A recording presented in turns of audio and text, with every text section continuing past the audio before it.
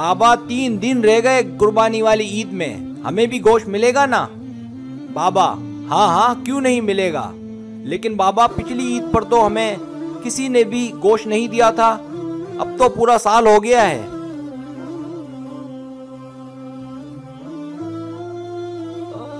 अब तो पूरा साल हो गया है गोश्त देखे हुए भी।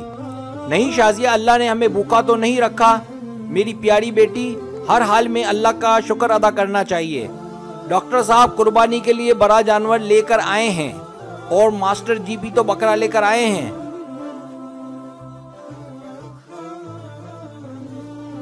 हम गरीबों के लिए ही तो कुर्बानी का गोश्त होता है, अमीर लोग तो सारा साल गोश्त ही खाते हैं। आज ईद उल अज़हा है, मौलवी साहब बयान फरमा रहे हैं कि कुर्बानी में गरीब मिस्कीन लोगों को नहीं भूलना चाहिए, इनके बहुत हुकूक होते हैं।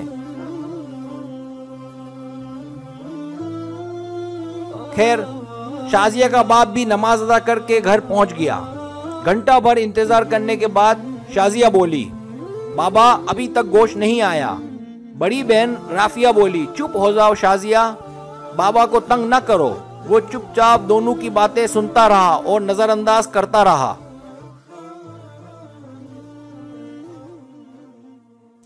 काफी देर के बाद भी जब कहीं से गोश्त नहीं आया तो शाजिया की माँ बोली, सुनिए, मैंने प्याज टमाटर भी काट दिए हैं, लेकिन कहीं से भी गोश्त नहीं आया।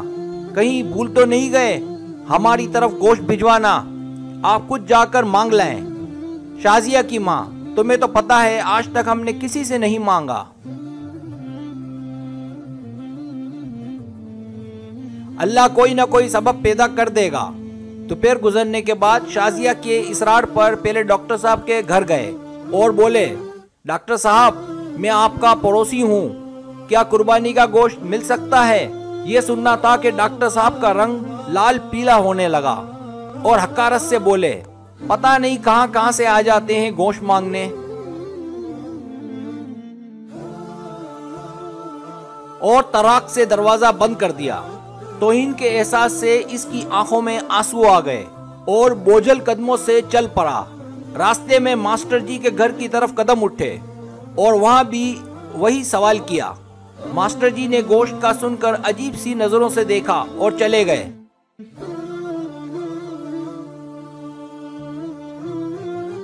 थोड़ी देर बाद बाहर आए तो शॉपर देखकर जल्दी से अंदर चले गए, जैसे इसने गोश्त मांगकर गुनाह कर दिया हो।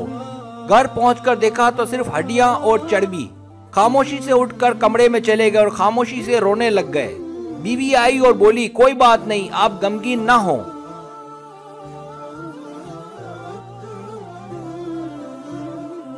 मैं चटनी बना लेती हूँ। थोड़ी देर बाद शाजिया कमरे में आई और बोली, बाबा हमें गोश्त नहीं खाना, मेरे पेट में दर्द हो रहा है। वैसे भी ये सुनना था कि आंखों से आंसू गिरने लगे और फिर फूट फूट कर रोने लगे।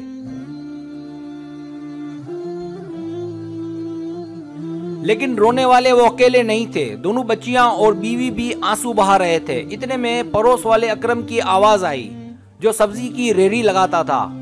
अनवर भाई दरवाजा खोलो। दरवाजा खोला तो अकरम ने 3-4 किलो गोश्त का शॉपर पकड़वा दिया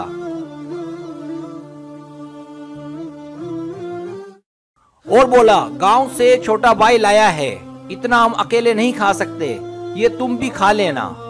खुशी और तशक्कुर के एहसास से आंखों में आंसू आ गए और अकरम के लिए दिल से दुआ निकलने लगी। गोश्त खाकर अभी फारिग हुए ही थे कि बहुत जोर का तूफान आया।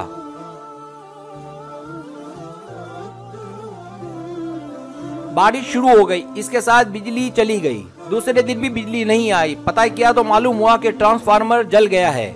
तीसरे दिन शाजिया को लेकर बाहर आए तो देखा कि मास्टर जी और डॉक्टर साहब बहुत सा गोश्त बाहर फेंक रहे थे।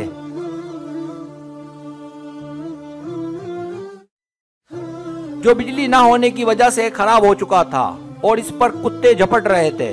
शाजिया बोली, बाबा क्या कुत्तों के लिए कुर्बानी की थी? वो शाजिया का चेहरा देखते रह गए और मास्टर जी और डॉक्टर साहब ने ये सुन लिया। खुदारा एहसास करें गरीब और मिस्कीन लोगों का।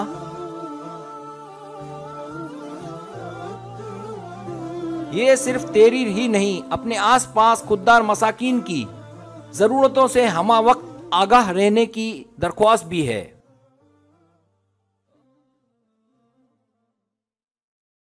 अगर आपको मेरी वीडियो पसंद आए तो बनाए मेहरबानी सब्सक्राइब करें, लाइक करें, शेयर करें, अपने दोस्तों से कहें। सब्सक्राइब करने से होता है हमारा जो चैनल है वो ग्रो करता है, आगे बढ़ता है। वीडियो देखने का बहुत शुक्रिया। अल्लाह हाफिज।